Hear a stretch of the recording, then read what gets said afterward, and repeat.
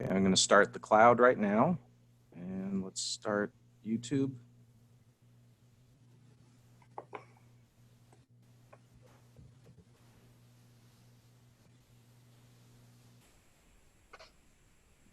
Hang on a second while that spools up.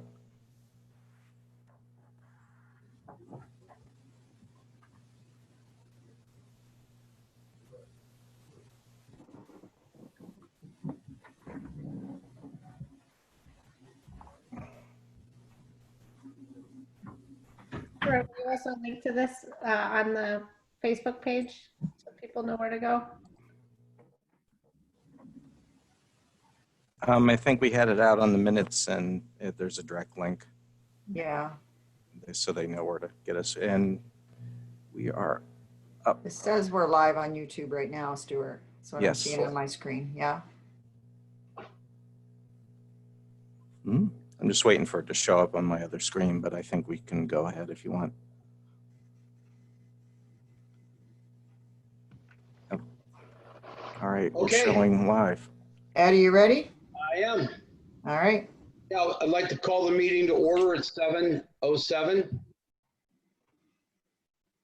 Amendments to the agenda, we have one. We are going to amend the March 9th meeting minutes that to reflect the proper language for the building project. And at this time, I'd like everybody to say the pledge along with me. I pledge allegiance to the flag Of the United States of America and to the republic for which it stands, one nation, under God, indivisible, with liberty and justice for all. Thank you. Okay, what we're going to do this evening for everybody that's tuned in is we are going to allow public comment on the agenda items this evening at the beginning of the meeting, and then we're going to allow public comment at the end of the meeting on items that were not on the agenda, but if people have concerns, they can comment. The way we're going to set this up is I'm going to if you have a piece of paper and a pencil, I'll give you a second. Mr. Mohan, Yeah. I was getting reports that it was not on. Oh. Okay, Stuart, you still there? Yep, I'm watching it live on On the now. computer right now. It's live. I can see it. It's live, it's on. Okay, so I gave everybody an extra second to get a pencil and a piece of paper. I'm going to give you my cell phone number and I'll have you on speakerphone. You can call in, state your name, and then you can make your comment. I'll play it for everybody that's watching. They're all the board members that are participating this evening. And then we'll be able to do, that's normally what we do at our normal meetings. So at this time, I'll open that up, and my number is area code 814-323-0816.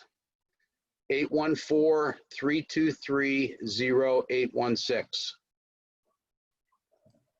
So Ed, there will be a bit of a time delay between when people see you saying that and now. So Okay, Don't be surprised if your phone rings in 2 or 3 minutes. okay.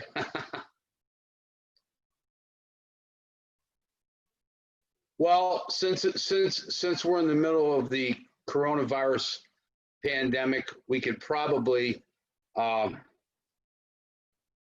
you watching it, Beth, on the YouTube? Well, I'm not, just to save my bandwidth, but I can see it's there. So we're Okay. Ed, when are you taking the public comments right now? Right now, I'm taking the board is taking public comment on agenda items right now.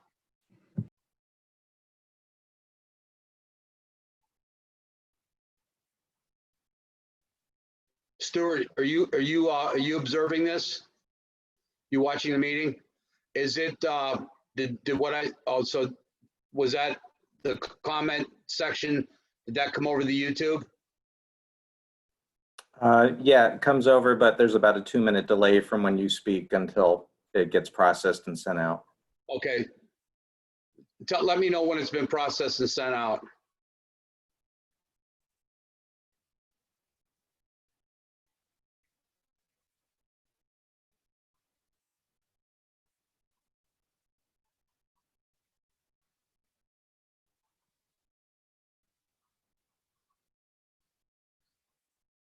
Okay.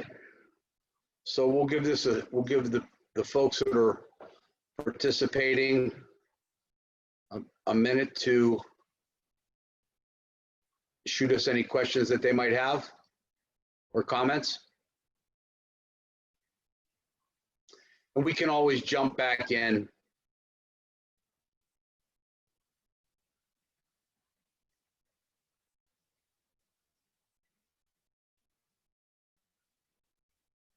Ed, you want to go on with the agenda and pause if we need to? That's what I'm gonna do. I was just gonna give it 1 minute.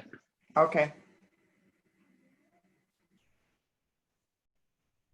Okay, hearing none, we will move forward. I'd like a motion to approve the consent items, which is approve the minutes of the previous meeting, that's 4/2020, approve the financial report, and approve the internal audit report. So moved. Second. Further discussion? And vote? Yes. Yes. Yes. Yes. Yes, okay. I'm gonna move Mr. Luke's appointment up to below the consent items. So I'd like a motion to approve the provisional appointment of Richard Luke, Director of Facilities 1, effective June 1st, 2020, upon the successful completion of the Directors of Facilities 1 civil service exam. So moved. Second. Further discussion? I'd like to just take a minute to introduce Mr. Luke to you, if this is a good time to do that, Ed. Absolutely. Okay, now the board has had the benefit of looking at his letter of interest and his application and his resume. And I'd like to introduce to you, you see him on your screen tonight, board. I know it's a little unconventional, but there he is. I don't know where he is on your screen. He's in the middle of mine. Mr. Hello. comes to us as currently a commercial property and facility director. He's had plenty of experience in managing people. He has worked with contractors and planned and monitored staffing levels. He's conducted formal site inspections. He's had fiscal responsibilities of assigned assets and operating expense control and budget variances. Richard went through successfully the first round of interviews, and then again was the successful candidate selection of our second round of interviews. So without further ado, I present to you Mr. Richard Luke as our potential, once you've conducted your vote, Director of Facilities 1 for the Clymer School District. So I'm sure he would entertain any questions you might have for him at this time. Absolutely. I'll say welcome, even though you can't see me. I'm Mike. Sorry about that. Hi, Mike. Nice to meet you virtually. Hope to meet you in person soon. Absolutely. Good luck to you. Thank you.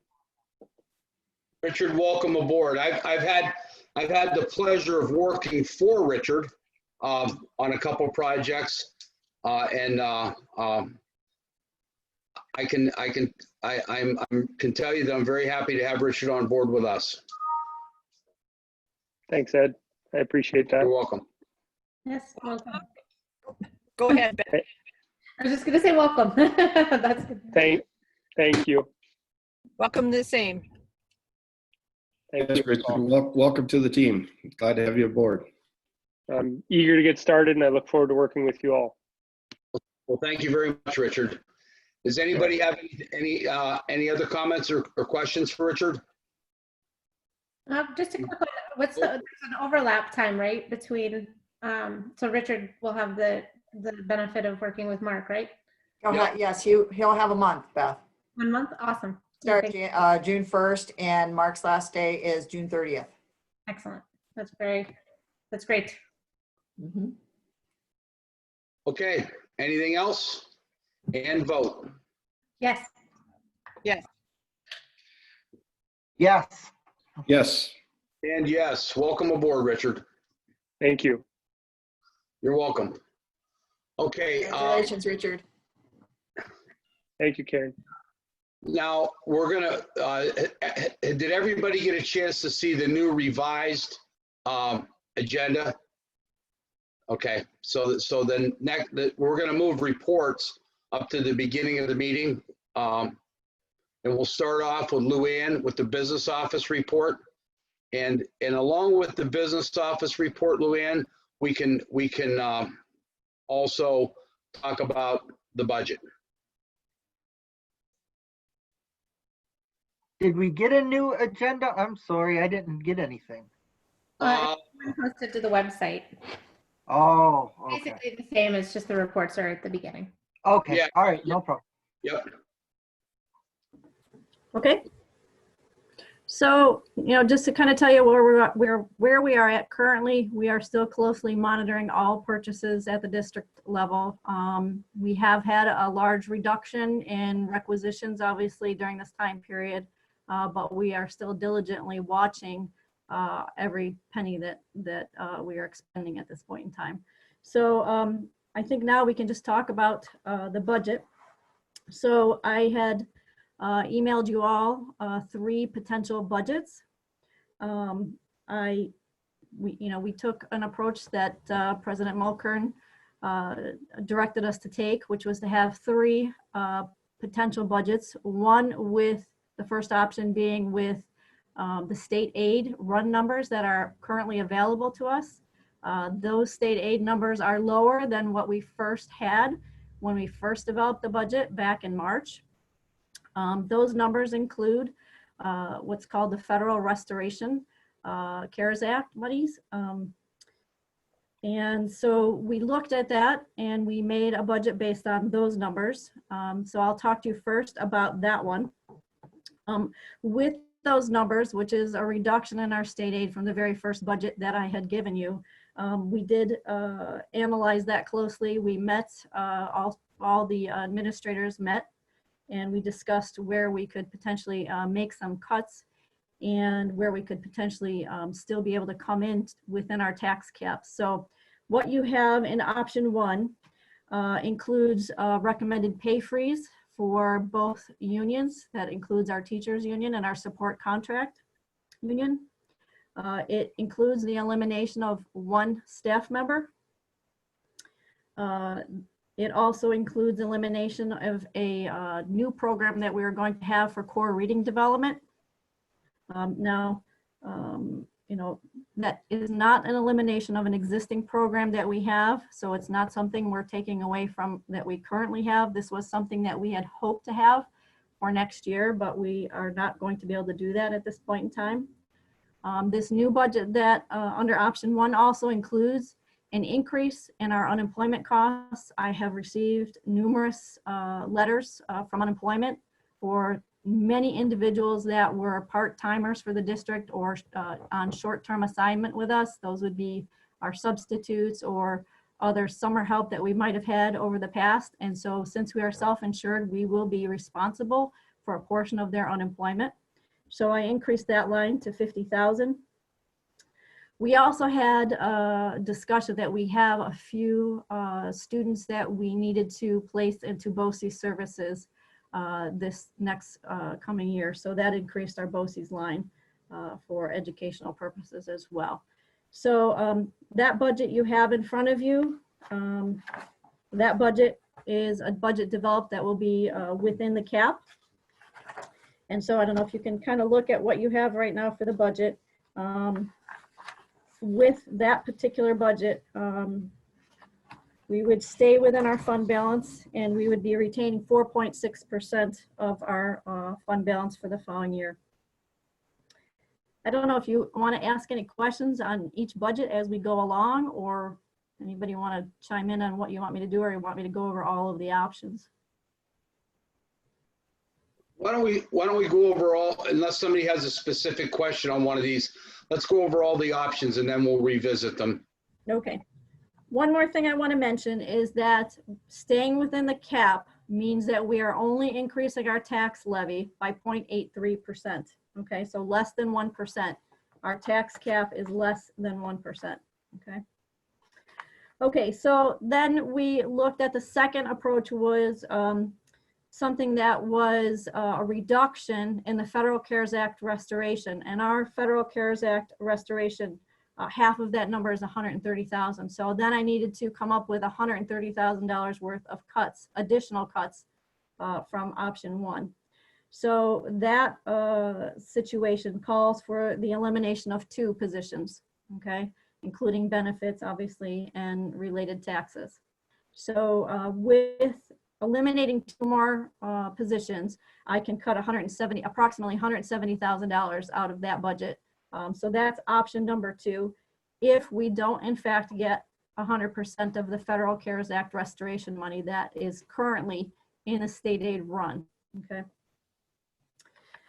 Then option 3, which we hope we never see, there has been discussion that Governor Cuomo has indicated that we might see a 20% reduction in overall state aid, in our foundation aid, okay? Hopefully that is not what we see.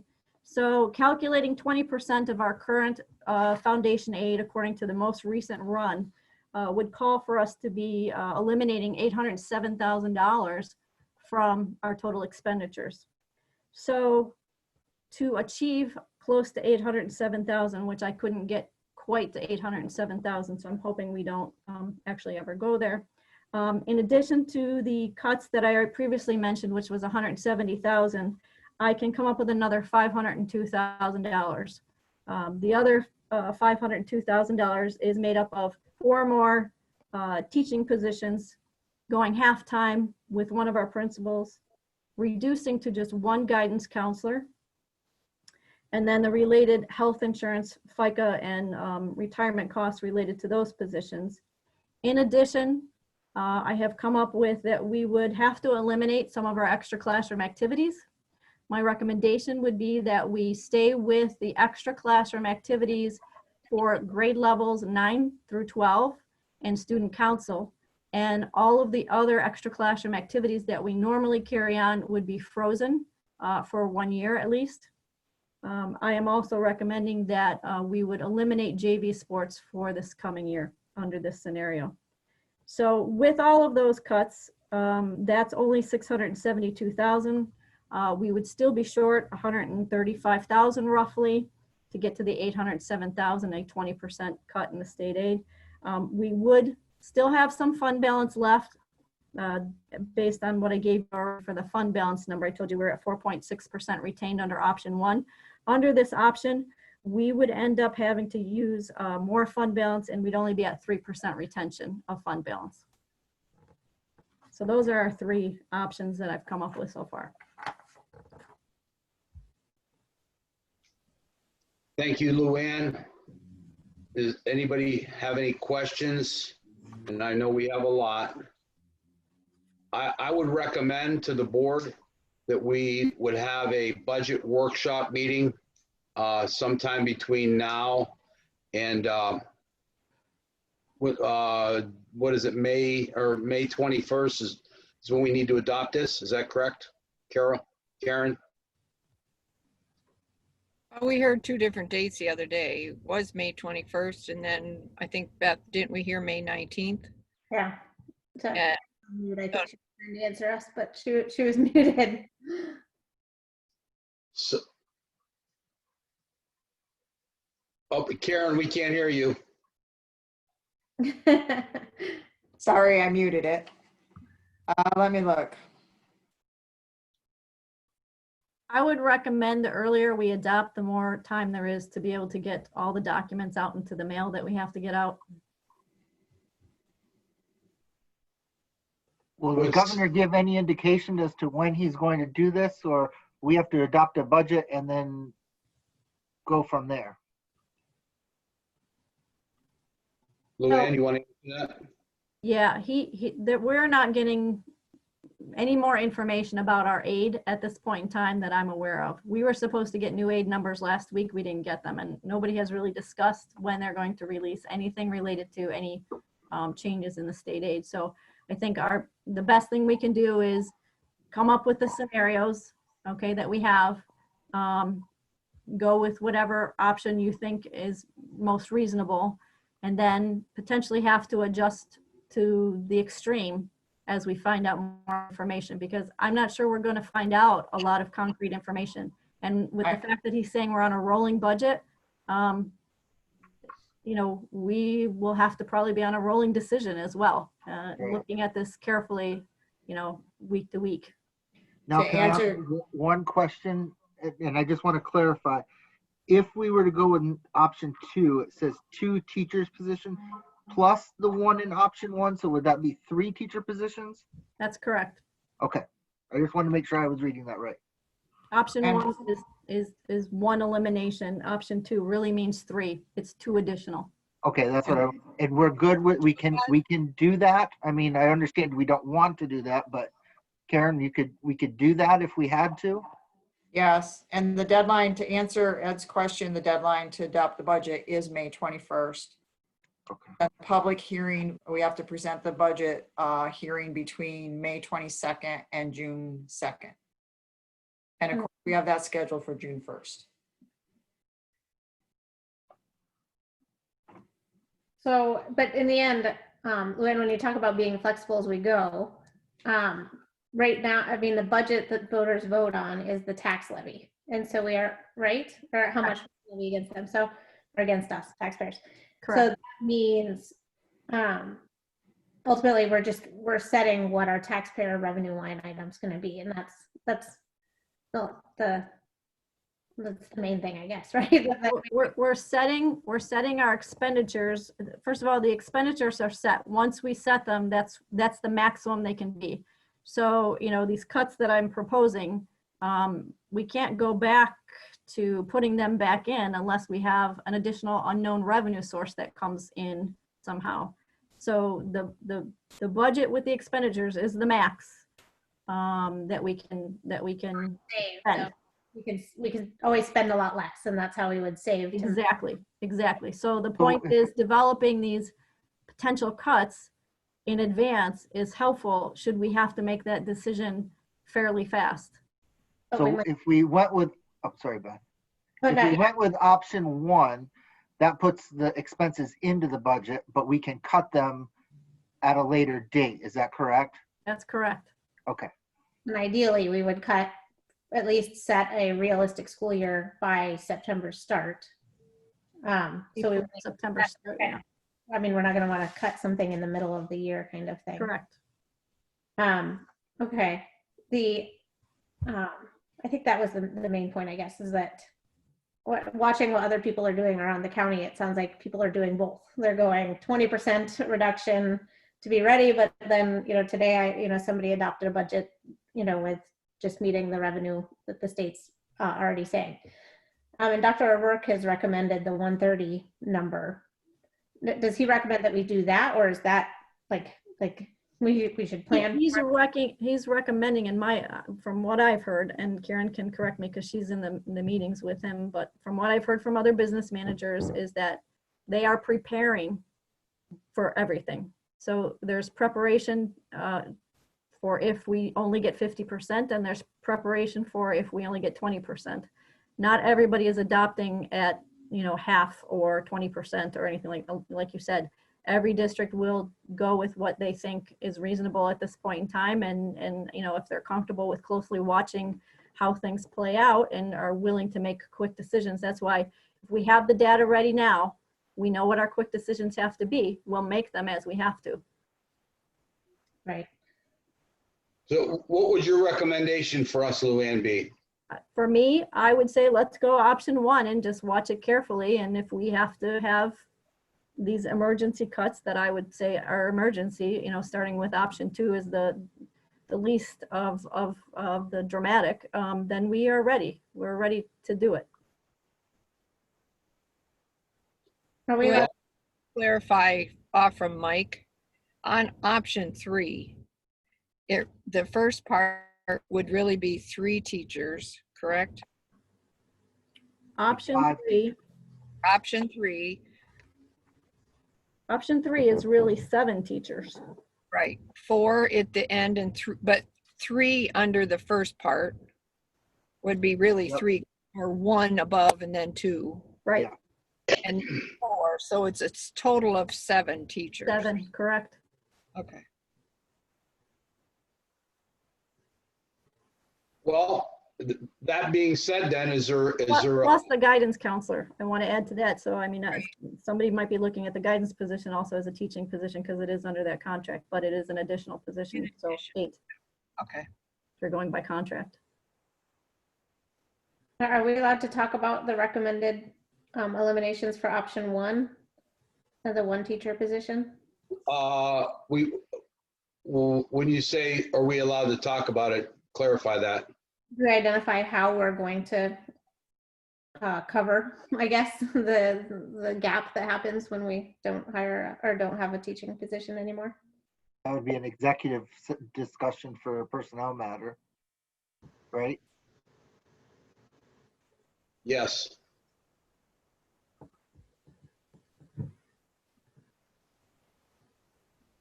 And just reading through, just to better understand option 1, because it has changed. I mean, when we knew the core reading program, we knew what that was about to cost. Yeah, I understand the unemployment line. It looks like special ed is increasing by 130,000, maybe from last year's budget at least. From last year's budget, but not from last year's expenses. Okay, so that's getting us more in line with what we're paying. Is that just more students then? We have 3 more students that we will need to have services for that we just determined that for in the last couple of weeks. So that was some of the increase then too. Yep. Yes, there is, I think it was close to about 40,000 each almost. There were some reductions from the last time too. So it's netting out to that. Okay. And then the utility positions, are we not proposing rehiring them at all? And will we be okay with? That is still debatable. So, okay.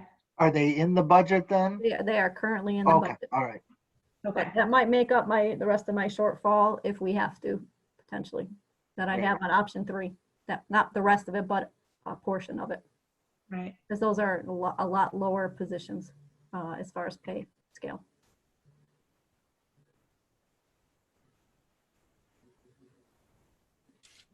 We do have the option of adopting a budget. What I'm hearing is we could adopt option 1, which gives us the most, that's the most optimistic look we could take. And hopefully with a little bit of luck, we won't have major cuts, and then we would be where we thought we were going to be a couple months ago. We could adopt with a motion and a second in discussion. We could adopt that this evening if we wanted, if that's the direction we want to go. If we're gonna want to talk about option 2 or 3, then I would be hesitant because we talked about option 1 quite a bit in our budget workshops. I would be quite hesitant to vote on that, this option 2 or 3 this evening. Is there any interest from the board to move forward on adopting option 1? I think option 1 is our best option at this point, and then we can always reduce if we need to. I would hate to adopt budget 3 and that not be the scenario, and then all of a sudden we still have to cut those positions because we've cut them out. I mean, I'd rather go high and cut as we need it, but that's just my opinion. I agree, Mike. Yeah, of course. And I mean, I'm not going against this whatsoever, but we want to be clear that we're proposing all of this at the tax cap because we as a board, I think, feel very strongly that a tax increase above the cap is reckless and not appropriate at this time too. All 3 options are at the tax cap. Yeah, because we know, I mean, we also know financially we're overall struggling, but I don't think this is the year to to address that. And just to be clear, the tax levy increase is 0.83%. It's not very much. It's not 2% like people, the misnomer of 2% is what you're allowed to go through at the cap. That is not what we get this year. We're only getting 0.83. Right. Okay, so is there a motion to approve option 1 budget? I'd make a motion to approve option 1. Do we want to hear though from the community more, or do we want to, I mean, I don't know. I mean, ultimately, we're taking the safest route. Or not the safest, but I guess it's the least safe, but at the same time, the one that doesn't eliminate any of our programs or anything at this point. I think this is the best scenario. I don't know what the public is gonna tell us much different, because we're taking the safest option that we have. If we were taking option 3, yes, I think the public does need to give us some input, but on option 1, I don't know what other, I was hoping for more figures from the state for tonight, or Luann telling us that, if we wait a week, we might have some more figures, but if you were supposed to get some last week and didn't get any, I think our only option is to go with option 1, and I don't really think the people are going to have any other things to say about it. Our hands are really tied on this. I mean, we're committed. We've committed to not exceed the cap. The financial situation is such that it would, as Beth said, it would be unwise or unfair to exceed the cap this year. And this probably is going to be the best we're going to be able to do with what we have. So is there a second? Second. Okay. Further discussion? Hearing none, we'll vote. Yes. Yes. Yes. Yes. Yes. Okay. So we've got a budget adopted, and that will allow Luann and Yolanda and Karen to move forward with the things that have to happen. Now I've got to bear with if I can find it. I have a question, Beth, or I don't think Stuart's still on. What does it mean when that orange chat light is on the bottom of my screen?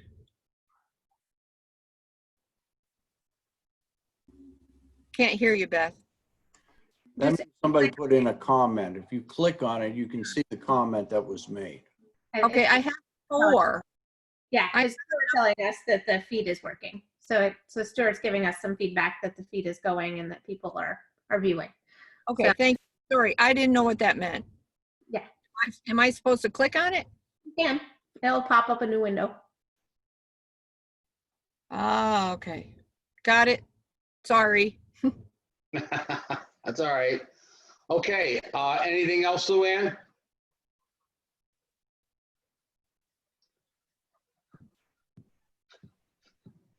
Good.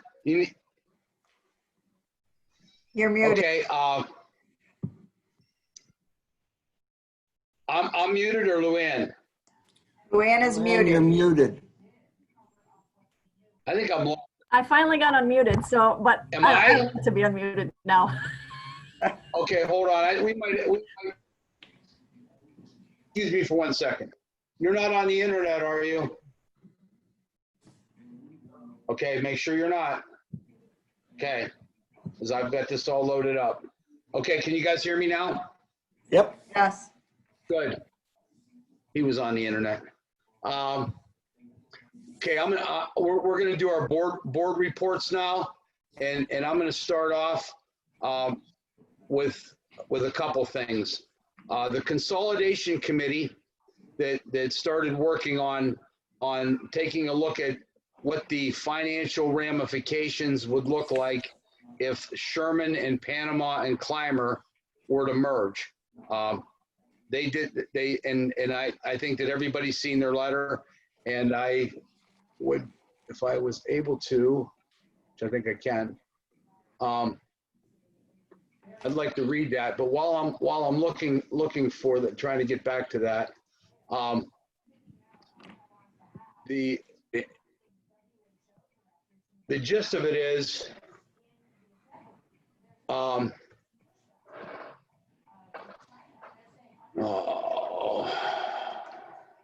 there we go. I apologize. The gist of the letter is, and I'll read it. We don't have any willing partners.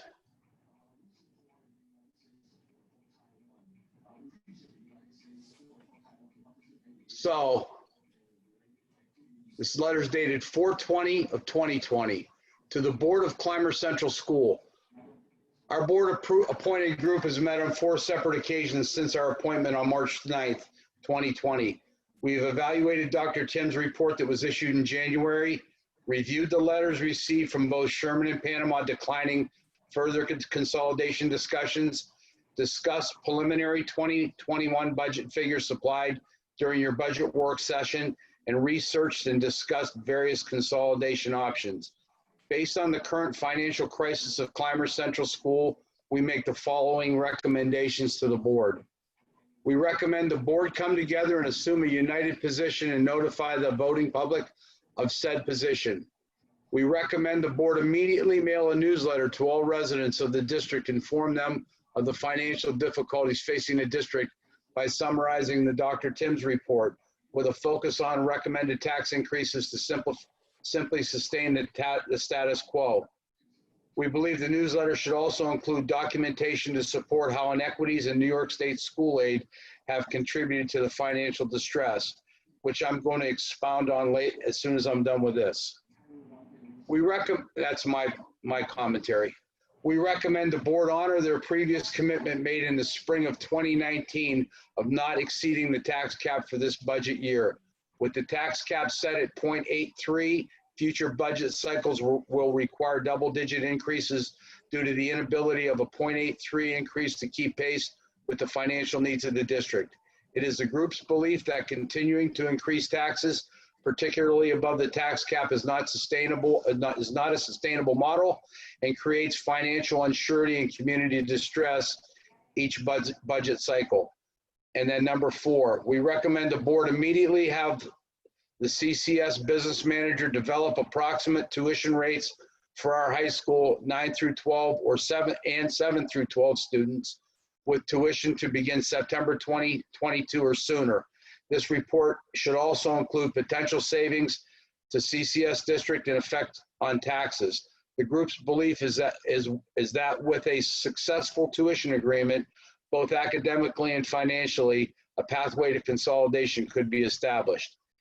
If you have any questions regarding our conclusions, or if we can be of any assistance in producing a district-wide newsletter, addressing the recommendations above, please do not hesitate to contact us. Respectfully submitted, Jim Kaflish, Mike Einig, Kyle Hinsdale, Megan Hesslink, Sherry Lichtis, Marty Proctor, Brian Sullivan, Andy Travis, and Chairman Dale Willink.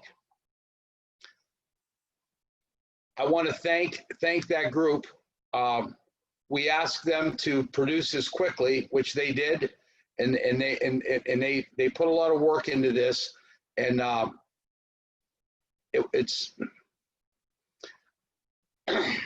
it's probably not the only way we can go, but it certainly is a way we can go.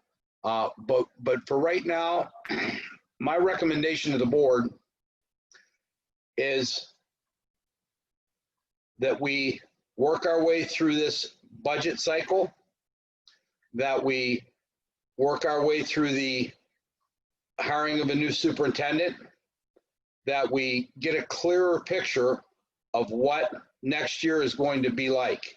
Are schools going to open up in the fall? We don't know that.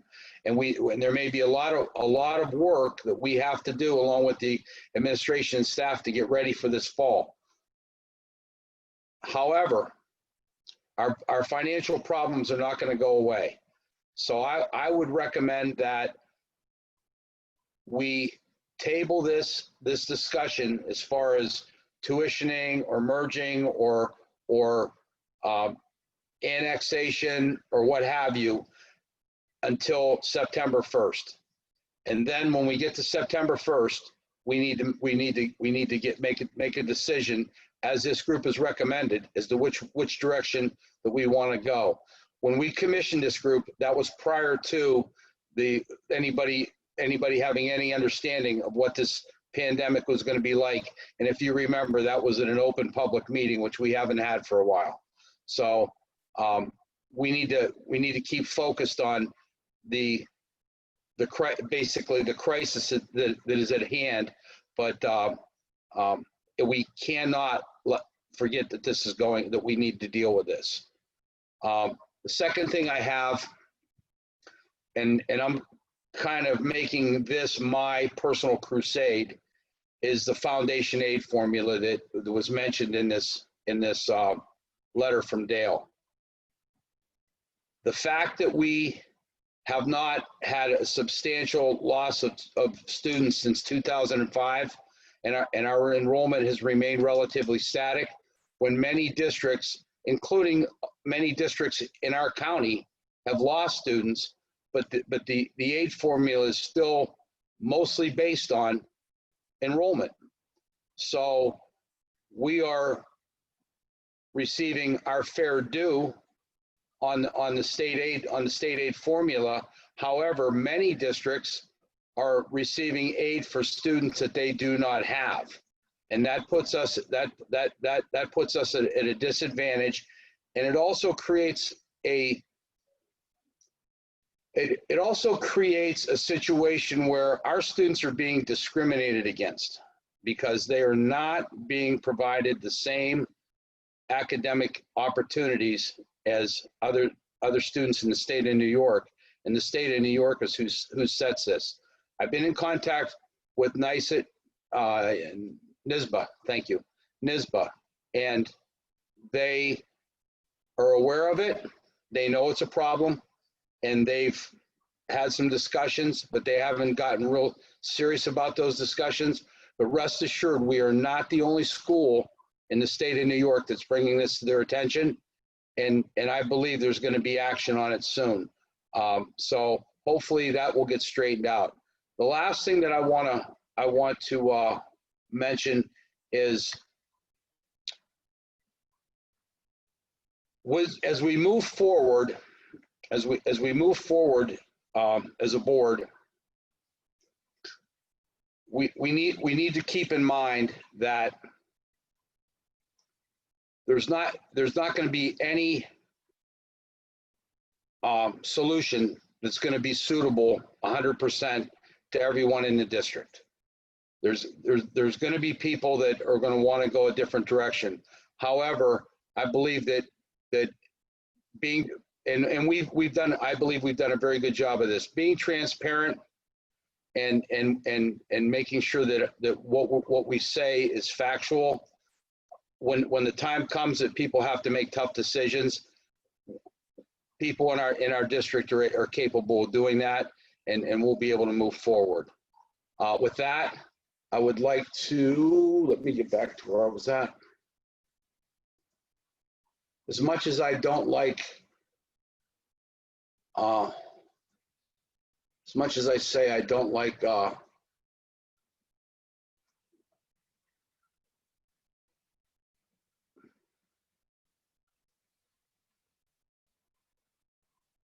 oh, that's why. As much as I say I don't like technology, I kind of like it. I'm not very good at it, but I kind of like it. And I apologize for the people that are having to go through this online, watching this. I'm not quite as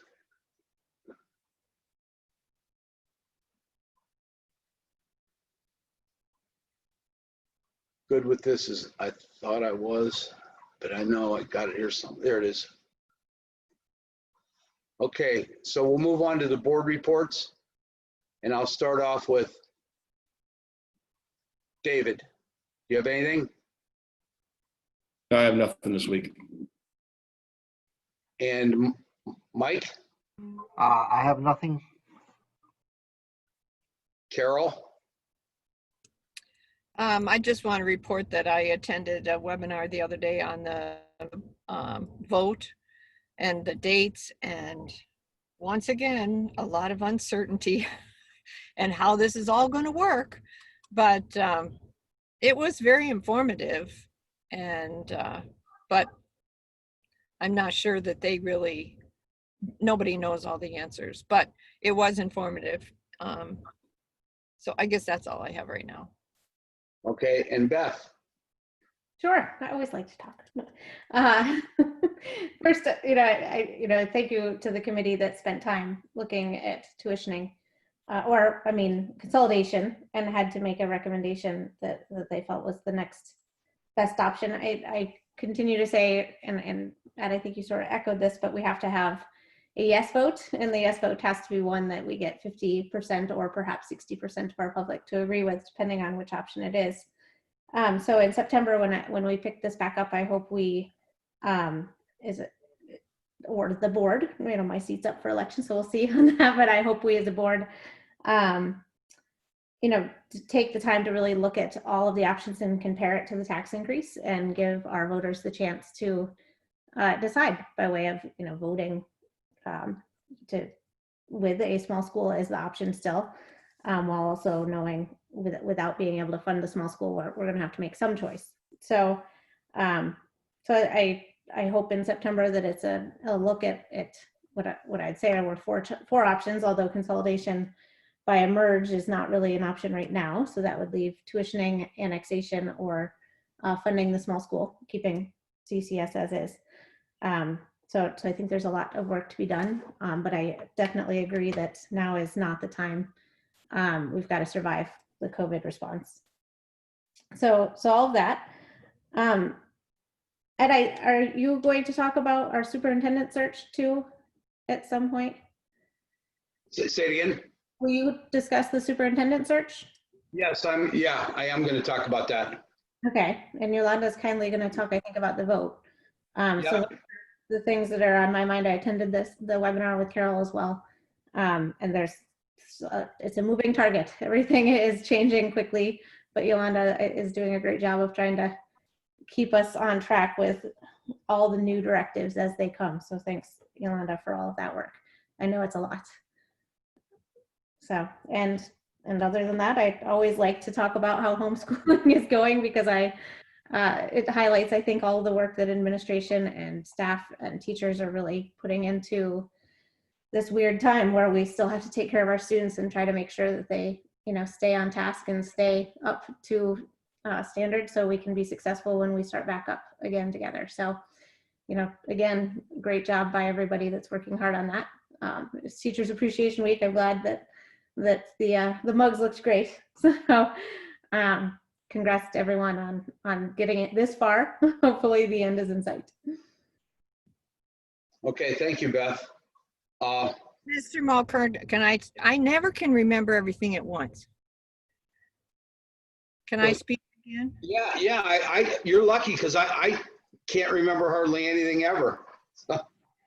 I would like to thank Go ahead. I'd like to thank our teachers for going out to the seniors and giving them signs and, congratulating them. And I thought that was really nice. And a lot of the schools are doing that, but a special thank you to the Clymer teachers for taking part in their time when I know it is busy. But that was very nice. And also I would like to thank the committee too. It was a lot of hard work and long nights and sleepless nights that I heard too. So thank you to the committee on the consolidation group. Okay. Now, Yolanda, would you be willing to take a few minutes and for everybody that's including your board members, but if you could go over all the details and exactly how this election and this budget vote is going to happen. Sure. As Carol and Beth have referred to, the webinar was very informative, gave us a lot of information. However, things will continue to come at us time very quickly. So we do have a lot of work to do in a short period of time, but it is all coming together. The thing that I would like to say first is that we have 2 direct emails that are now set up that will help our residents and voters. If you have any questions, if it's regarding budget, the email to get a hold of Luann directly for that is budget@clymercsd.org. So anybody has questions regarding the budget can shoot them off to her, and she will reply to them for any of their needs. Anybody that has questions about the voting process or the absentee ballots going out that they're wanting to know if they are on the list or to request one, the email address for that is ballot@clymercsd.org. That will come directly to me. I'll reply to you as quickly as possible. On our website, there is a current list up, and it has it's the absentee ballot voter list. The majority of that list came to us from Chautauqua County Boards of Election, and that is the registered voters from last year. It does include our military voters. We do have a military ballot that needs to go out, and then we will be sending out a postcard, and that will go to the additional households. There'll be information on the budget hearing and the ballots. Hopefully that postcard will reach folks, and anyone who is not already currently on the list, all they need to do is reach out to us and we can put them on the list and make sure they get a ballot. Now, ballots, hopefully, as soon as we get all this detailed information, we can get those out as quick as possible.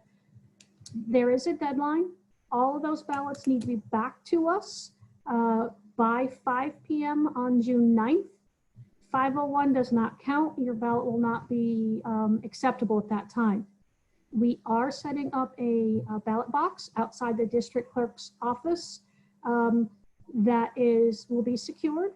So if folks would rather drop their ballot off as opposed to sending it in the mail, which in their ballot packet, it will have a self-addressed stamped envelope. So folks don't need to worry about, about that detail.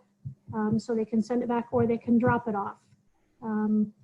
And again, anybody who has any questions, I just would like to encourage them to reach out to Luann or I on the budget stuff. She's gonna be the one that's on top of all the most current details. Anything that's relating to the ballots or the vote or the process, they reach out to me, I'll give them the most current information. And we are checking the email, and we're trying to update our voter ballot list as frequently as we can. As we get more details, we will post it to the website. Thank you, Yolanda. You're welcome. Karen? Yep, I'll hop in now. So as you all know by now, Governor Cuomo extended the closure of all school buildings until the end of the school year this year. That was issued on May 1st, Executive Order 202.26, which Yolanda just went through many of those points that discusses the budget vote and how board elections are going to happen this year.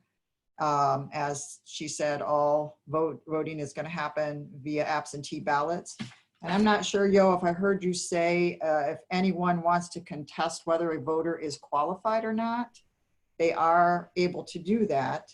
And how they would do that is, first, they would identify that voter by looking at the updated list that you are providing on the website. That list gets updated frequently. As Yolanda mentioned, she got the original list from Chautauqua County, based upon the qualified voters that took part in the voting last year. And then as she gets requests from voters that may not be on that list, she will update them on the list found on the district's website. Now, if someone sees someone on there that they think is not a qualified voter, then they are to email Yolanda through her ballot email, correct, Yo? Is that right? That is correct, yes. Call you, but probably the quickest way would be through email. And then she then will start her research from there to verify whether that person is a qualified voter or not. And all of those questions need to be in before June 8th. If you want to contest a name or a voter, it has to be into us by June 8th in order Is for there us to. Is there a time attached to that, Yo? What time? I would say probably by 4 o'clock. Okay. So June 8th by 4 o'clock is the last window if someone wants to contest a voter. Also changed this year in voting as outlined in the executive order by the governor is that we are not required to do the traditional 4 legal ad runnings, only 2. And the first one will be tomorrow. And the second one will be May 26th. Now there are a couple corrections that it went to press before Yo had a chance to correct them. As we're talking about, it's very fast paced here and we're trying to keep up with everything. Yolanda, you want to tell the board what the 2 mistakes in the legal ad are this time that will be corrected in the second publication? Yes, I can do that. Actually, I believe the ad ran today in the Jamestown Post Journal. Okay, if that was Tuesday, all right. And the second one will run on May 26th. There is a section in there that talks about the absentee ballots being scannable and being scanned through a voting machine. We are not using scannable as those are quite expensive. And as you can imagine, this is already expensive enough. And the county couldn't verify that we would be able to have a machine. So the language there talks about an absentee ballot in the machine. However, we are counting those all by hand. We will not be using the machine.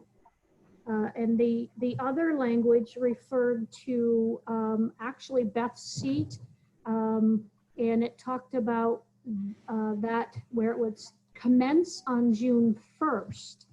That was a typo. It should say that that seat commences July 1st. So those are the 2 errors.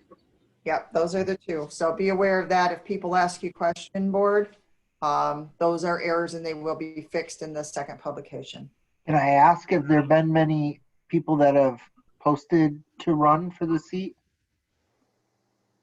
That window closed today. So Yo, you want to speak to that? Oh, I see. Okay. Sorry about that. That's okay. No, you're fine, Mike. That actually closed at 5 o'clock today. That was the deadline. So along with Beth rerunning, we do have one other candidate who has thrown his hat in the ring. And tomorrow I'll be sending all of the required information to the county. Okay, a couple other items of information on budget vote.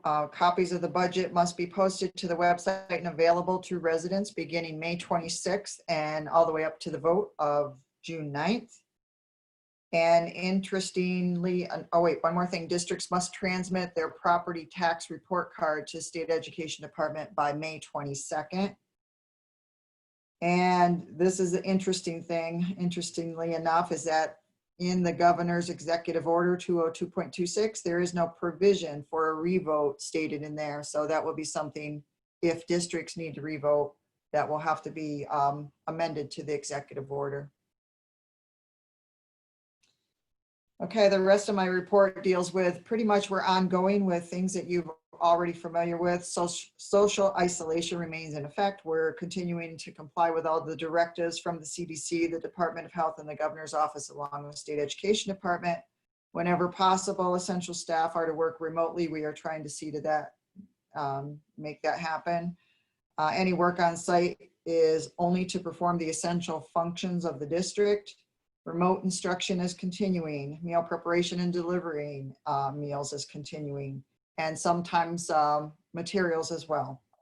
We continue to follow the established procedures for all staff reporting to the building by taking temperatures, recording time in, time out, areas accessed in the building.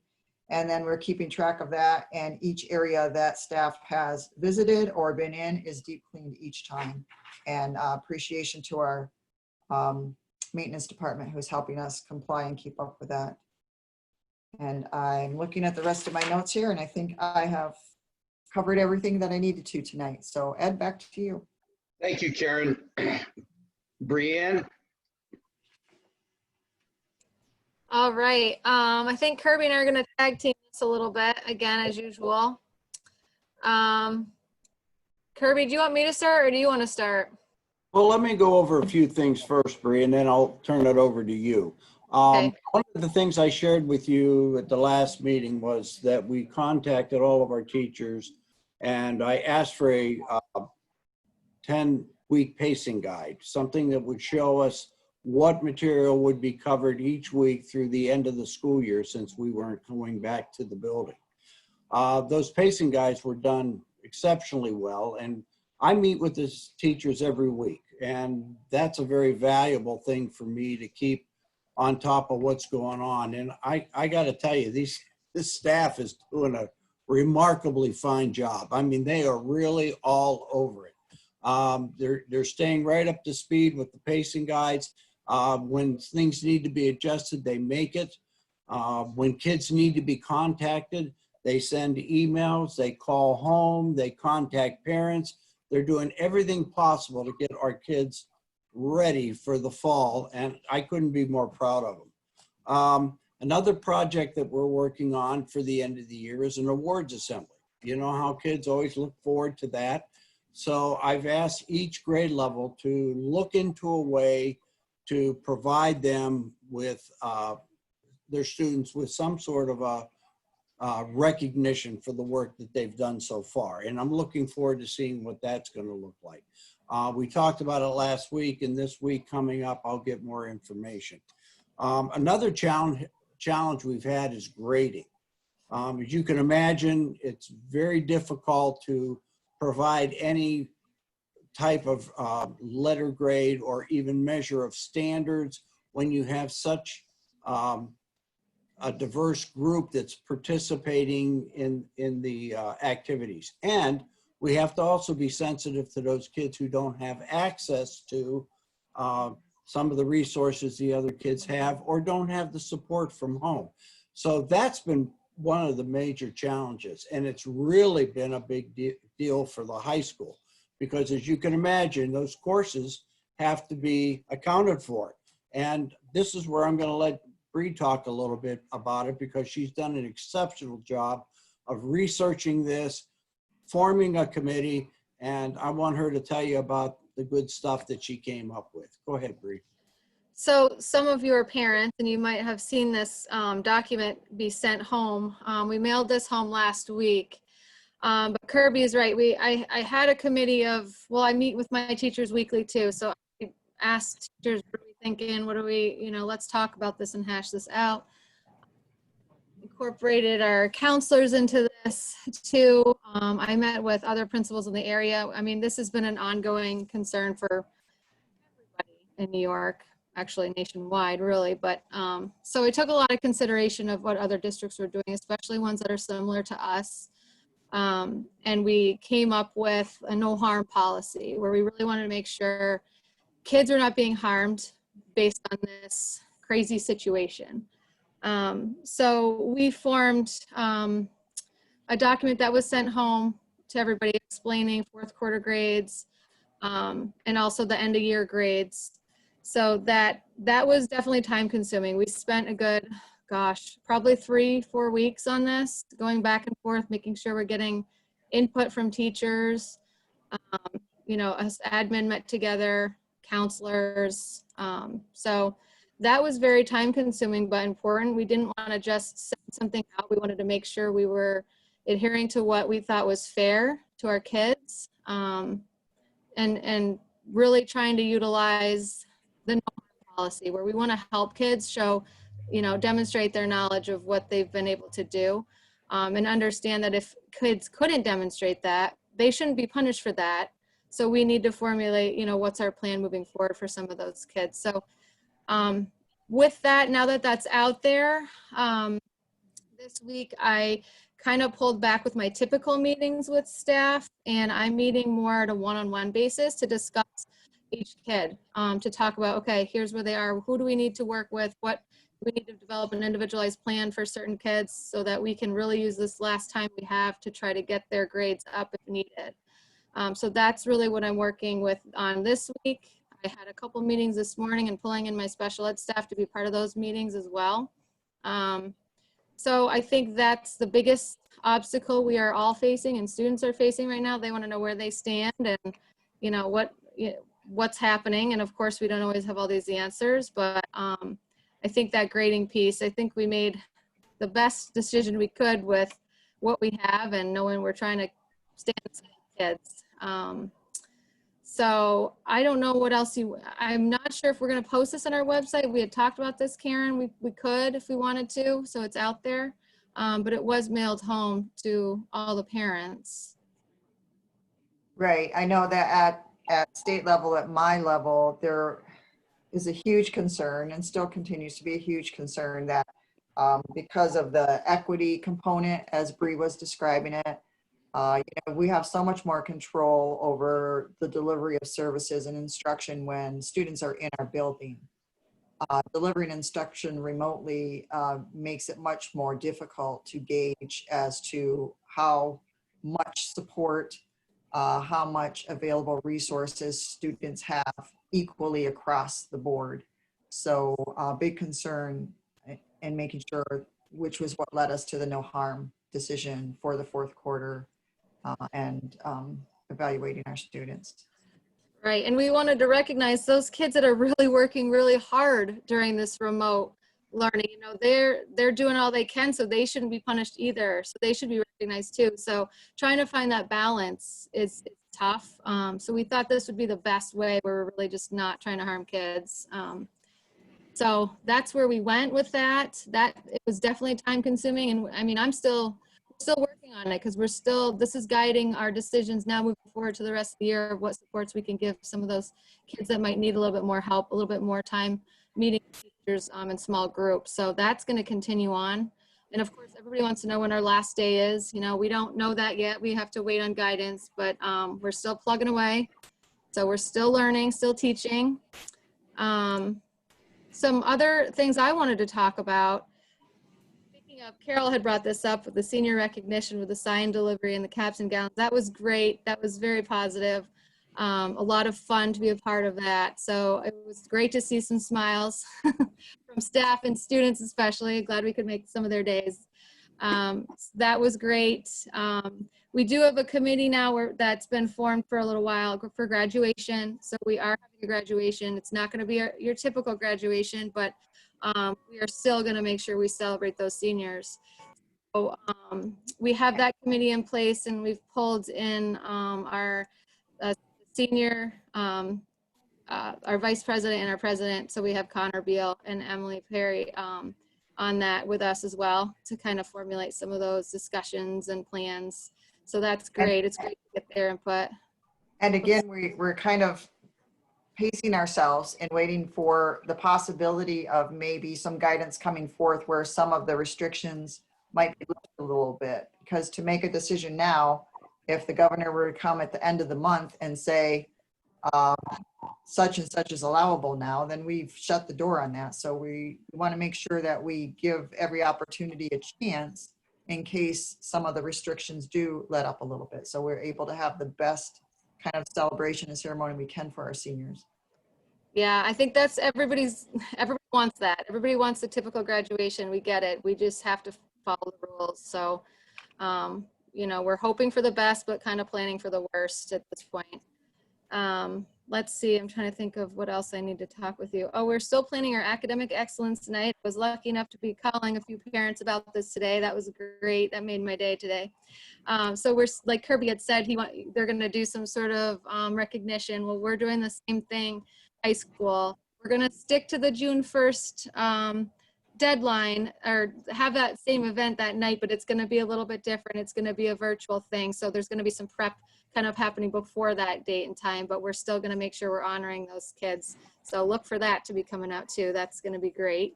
No food, of course, because it's virtual, but. Brianne, what time is that? Because we have the budget hearing that night. What time is that? Oh, I think it's, let me look at my calendar. I don't think it's I'm not sure. I'll have to check on that. I know we wanted to stick to the same date because we didn't want to keep changing everything. I will look into, let's see if I can find it real quick. Kirby, why don't you talk while I look for this? Yeah, while she's looking for that, another big project we've had since we found out that school is not coming back this year, how we close out the building. How do we get our teachers in safely to ready their rooms for the summer cleaning? And how do we make sure we respect the social distancing and all of those pieces? So this past week, Bree and I have both been working with our staffs to come up with a schedule where grade levels will be coming into the building,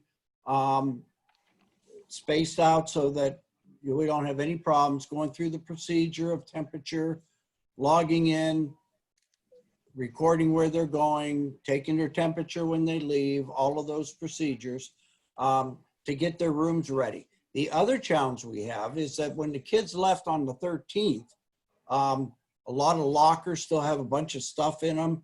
Their desks have a bunch of stuff in them. And how in the world do we deal with that? Because all that has to be cleaned up.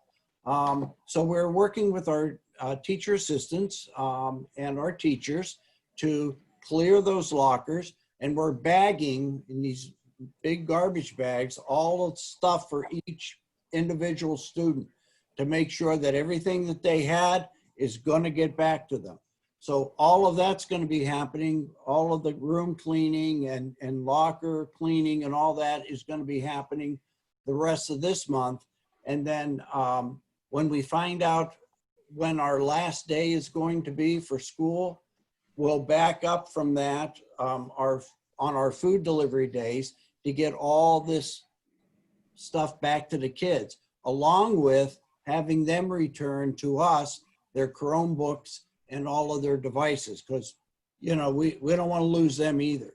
So that's what we're working on right now. And as a matter of fact, the high school people are already in the process of coming in, and elementary will be coming in the week of the 18th. Super. It's June 1st, Karen. It's slated for 7 to 8 o'clock, but that we can always adjust as needed. It was Can I going ask to you be. a question? Sorry. Go ahead, Mike. I'm sorry to interrupt, but when I was looking at this June 1st, unless I wasn't at the superintendent interviews, but we're slated for a superintendent interview that night. No, the first one's the second, Mike. Oh, okay. I just pulled out my Second, thing, so something yeah. changed must be. Okay. Second, All right. third, and fourth. Hey, Okay, Yolanda, our budget hearing on the 1st, is that at 4 o'clock? You have that calendar with you? I think it is. Give me 1 second. Yeah, I was wondering if it was 4 or 7, so Brianne could know, so we could coordinate those times in case the board. Well, hopefully it's at 7, because that should be a meeting that people should be able to attend after work. I think you're right, Ed. I just want to check to make sure, so Brianne knows, so if she needs to reschedule her, she has the correct time. I'll get back to you in just a second. My system's running kind of slow pulling it up. Okay. All right, well, we can let Brianne know later too, and we can message the board. Kirby, you and Brianne have anything else? No, that's about it, Ed, but I have one more thing I gotta say. Sorry, I had a few things jotted here down. I've been kind of adding to it as I've been going along here. I wanted to Whitmore, she was on our physical education. She was on the advisory panel to write the physical education standards.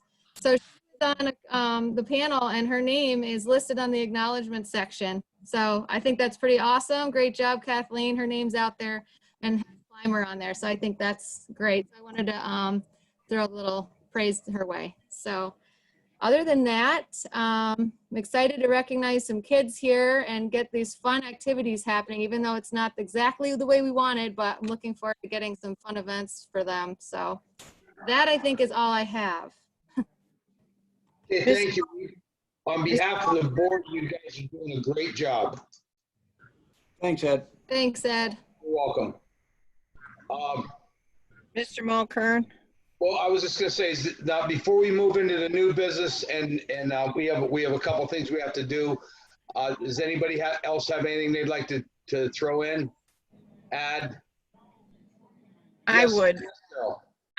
I hear Kirby and Brianne thanking our teachers and our staff and everybody for all their hard work that they've done, and I would like to do that too. But I would also like to thank our students for all their hard work. It's a lot of adjustment for them and the parents. It's a huge adjustment for them, but the kids, they're not seeing their friends. They're not getting together. It's very hard for them. And so I think we need to say a big thank you to the students for adapting to this and for doing all the hard work also. Absolutely. Thank you. Thank you, Carol. Appreciate you saying that. Anybody else? Okay. We're gonna move into new business, and I've got one item that we're gonna need to add to new business, which is we need a motion to approve the date and time for the budget hearing. And we've talked about June 9th at 7 o'clock. Is that correct? June 1st. I'm sorry, yeah, the vote's tonight. June 1st at 7 o'clock. Yolanda, is that what you found that we had advertised? Honestly, when you said I could email, I quit looking. Oh, okay. And if you're going to do a motion, then your motion and vote would override whatever we had already advertised. Good. Okay. So can I have a motion to approve June 1st at 7 o'clock p.m. for our budget hearing? So moved. Second. Further discussion and vote? Beth? Uh-oh, Beth's frozen. I think Beth froze. Beth? What happens now when we're having a meeting like this and we lose somebody? Typically, Beth's gone. oh, She'll come back. okay. I believe the rules of order are once you establish a quorum, then you can continue conducting business. Does anybody disagree with that? All right, She's my back. internet dropped. I'm back now. He's back. Did you hear where do we lose you at? Carol was thanking students, I think. Okay. Wow, you lost a lot. Yeah, we had a motion and a second to approve June 1st at 7 p.m. for our budget hearing. And I'll give you an opportunity if you want to chime in with further discussion. Nope. Then you can vote. Yes. Yes. Yes. Yes. Yes. Okay. I'd That like will to- be over Zoom, correct? yes. Okay. A motion to approve a transportation request for the Welsh child to St. Gregory's School in Northeast. So moved. Second. Further discussion? This is And- something that we have to do. Yes, it is. Okay. And vote? Yes. Yes. Yes. Yes. Like a motion to approve expenses for the teacher staff appreciation not to exceed $150. So moved. Second, Further discussion? This is something we do every year. And vote? Yes. Yes. yes. Yes. Yes. A motion to approve expenses for the National Honor Society Academic Excellence not to exceed $500. So moved. Second. Second, Further discussion? And vote? Yes. Yes. yes. Yeah. Oh, Yes. yes. Sorry, David. That's all right. I got ahead of myself there. A motion to approve the purchase of two 65-passenger school buses at a total cost of $176,000. So moved. Second. Further discussion? So this is making up for last year having only one. It looked like it did affect us. The trade-in value seemed a little lower, but because the bus is older, I'm guessing, or because our buses are older. Yep. So you can see the effect pretty quickly on that then. Mhm. And this is something we've been doing for quite a few years, and it's worked out well for us. We're on a 5-year rotation. Mm-hmm. Yeah. Further discussion? Hearing none, vote? Yes. Yes. Yes. Yes. Yes. We're gonna a motion to approve the policy 5676, privacy and security for student data and teacher and principal data, the first reading. So moved. And second. We don't need a motion for this. It's No. just a reading. You're right. Sorry about that. Thank you, Mike. And Just a heads up, this is the policy that deals with Ed Law 2D, the changes that are coming effective July 1st. And the policy that is up for deletion is covered now, will be covered in the policy 5676. And then you have your second reading and adoption at the June meeting. yes, thank you, Karen. Hey, is this policy part of, we have to hire somebody or bring somebody up to speed to monitor? Some districts are doing that, but that hat is gonna rest with Stuart. He's getting another job on top of what he does. Oh, good. Good. Thank you, Stuart. Since I wear a similar hat at my organization, it's only a problem when there's a breach, but you never know when and how many of those will happen at any given time. I hope Stuart knew that. I just saw somebody go by my house pretty fast. Okay, and we also don't vote on the policy 7243, the deletion this evening, do we? No. Okay. We need a motion to approve the election of the slate of officers for the Chautauqua County School District's medical health plan. So moved.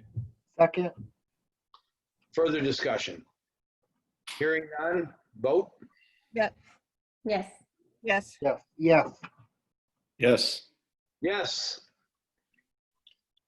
We need a motion to cast our vote for executive committee members for the Chautauqua County School Boards Association. So moved. It's a motion, or we just cast a vote? We're just saying, yes, we believe with those, wasn't it the same people? Correct. I believe it is. We'll just vote for those people. Is anybody faster than me on the computer? I'd have to get to that part of the budget or the meeting I packet. did. It's just the same people. It's Sylvester Cleary, 5-year term, Jeannie Ogg, 3rd term, Wendy Diamond, 2nd term, Kurt Gustafson, 3rd term, and Mary Lee Talbot, 2nd term. Okay, they're doing a fantastic job. I recommend that we approve it. Yeah. since we have no choice of anyone else.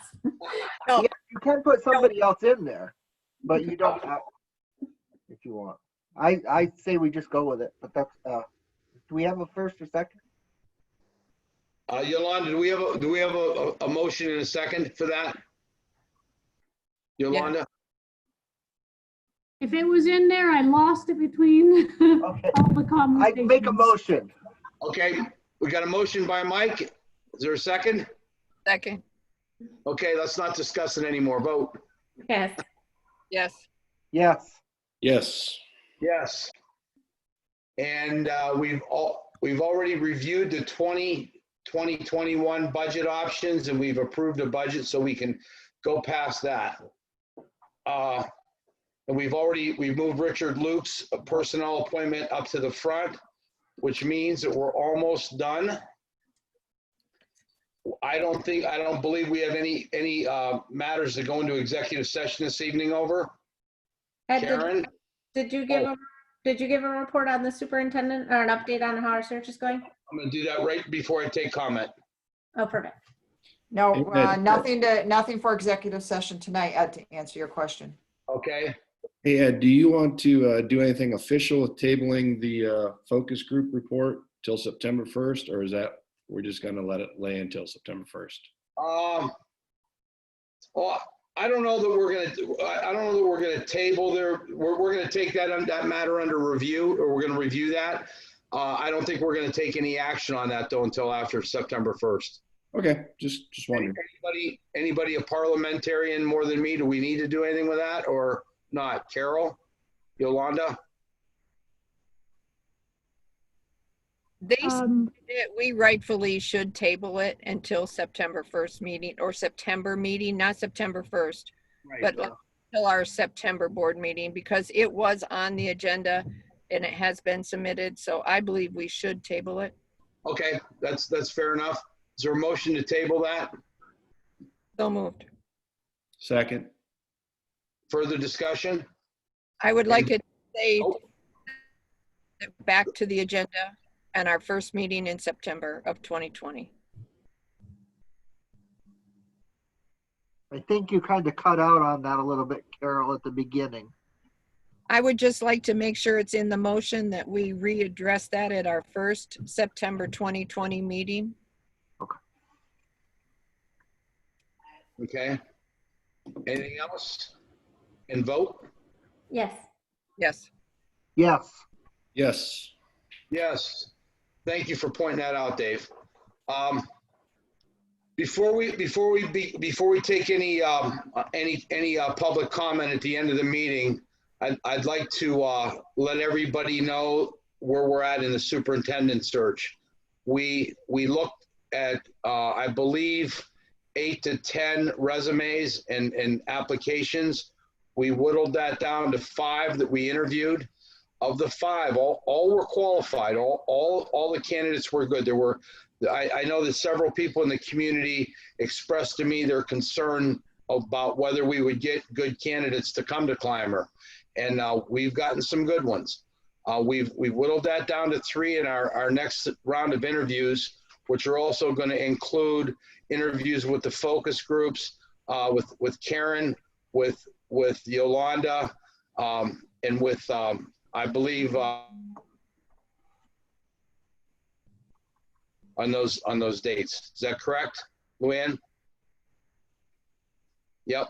So everybody's going to get the community and the staff and the board are going to get to know these 3 candidates much better. We're going to meet with the board's going to meet with them at the Hughes Center. Dr. O'Rourke's going to provide a safe environment.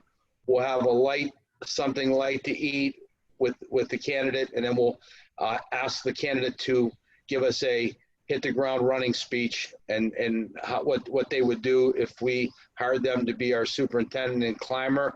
It'd be our intent after the Thursday interview, we will receive directly after the Thursday interview, we'll receive all the feedback from the focus groups, and we'll review that feedback, and then we'll talk amongst ourselves, and it would be my intention that we would make a decision that evening and make an offer to one of the candidates. So we're very excited. I think that and I think that everybody, all the board members are excited, and we've got some good people, and the interviews were actually very fun. We met some really interesting people. So with that, if no one has anything else or would like to add anything. One more thing, Ed. One Yes. more. Did we go back and correct the March 9th meeting officially? Oh. Didn't we have to go through and do some corrections in there? Yeah. That was an amendment to the agenda. Did we do Yes. that? No, we did We not. voted on it. Good job. Or did we? No, wait. That was like a couple weeks ago. I talked about that. Okay, thank you, David. Well, I'm glad you're paying attention. I need a motion to amend, and everybody's received a copy, to change the wording that we had in the March 9th meeting minutes concerning the our approval for the building project.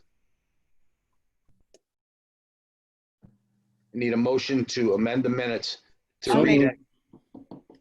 Second. Okay, further discussion. Hearing none, vote. Yes. Yes. Yes. Yes. Yes. And for those, everybody that's tuned in, that's on my screen knows this, but for community members who may be watching this building project from the start, and David and I were part, and David and I and Karen and Luann represented the school.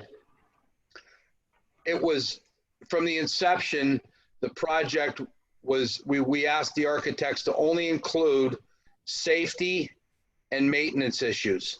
This is a $3.9 million project. It's a lot of money, but it's been a long time, and we've got a lot of deferred maintenance on the building. And no matter what we end up doing, no matter what form the school takes over time, that we have an asset that we have to protect. And I hope and I believe that our community understands that when you have an asset like a building that we have to take care of it. And a lot of the cost is in roof replacement and brick pointing and sealing and things that people would do on their own property. So we hope we and it's an aidable project, and it's well worth it. We hope that the project moves forward. And with that, Ed, just to, yes. to finish on that, Luann, the state covers 80-some% of it, correct? And we would not start to take on the debt until 2022 when we need it to balance out the fact that our other project is going away. So, like, to make it the point that Ed, yes, we need to do it because we need to take care of our property. And when we do it this way, the state pays a good portion of the bill. Correct. We're aided about 80%, so. So it's the right way to have these types of things fixed. Okay, and with that, the board would entertain comment from the public, and it's the same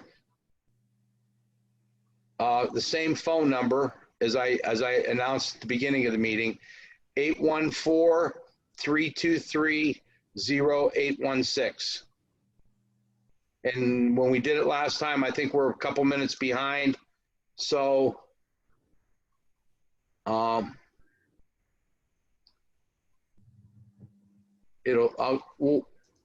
we'll sit patiently, wait for your phone to ring. And wait before we adjourn.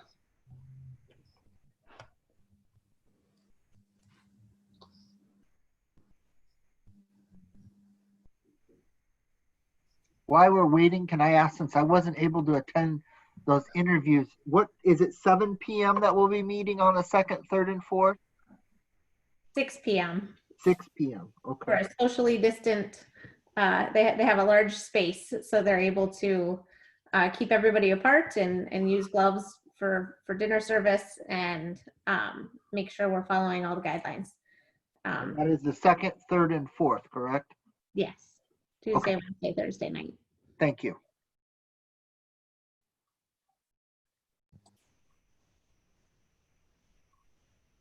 Boy, my phone rings constantly all day long.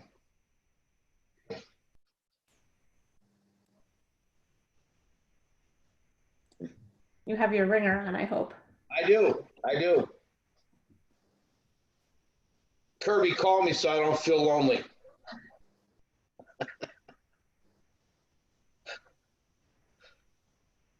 I'm like the Maytag repairman.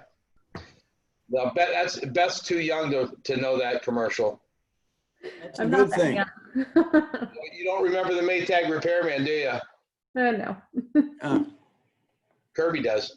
Oh, yeah. They're getting the number now. So people are just learning. Okay. What's their phone number is, Ed? And I had checked with Yolanda last week, but there were no new comments on our web form either. So of course, people, if the meeting is done and want to tell us something, you can still use the form on the website to give us feedback.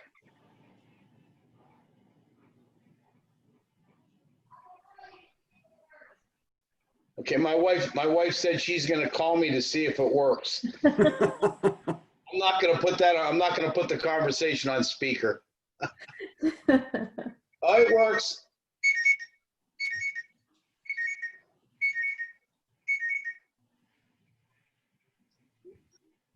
That doesn't sound like a ringing phone. Oh, well, it was working.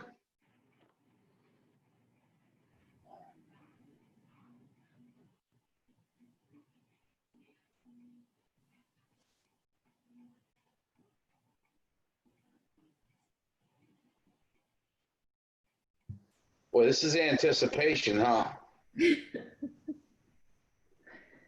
Play some Jeopardy music in the background. Uh-huh. I'll bet you Brienne probably has a guitar right around the corner and she could sing some Carly Simon Anticipation to us, no? Crazy, no way. You're on YouTube, you could be famous. Yeah. Well, Turn out the lights, the party's over. let's see. Ah, see, you called on the wrong administrator. Oh, somebody call? No, just Kirby's singing to singing. you. What's that? You What missed, did I miss? you missed it. Kirby was singing. Oh, was he? Yes. Oh.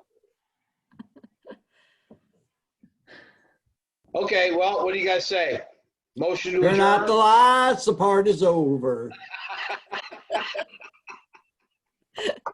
I make a motion for adjournment. Second. Further discussion, hearing none, and vote? Yes. Yes. Yes. Yes. Thanks, Yes. Stuart.